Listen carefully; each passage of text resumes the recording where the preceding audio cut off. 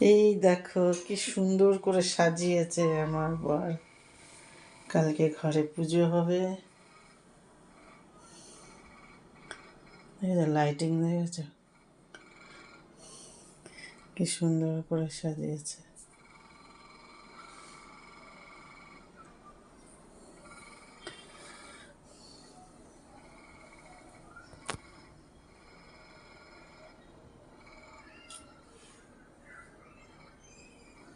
কি সুন্দর ঠাকুরের মুখটা দেখছো।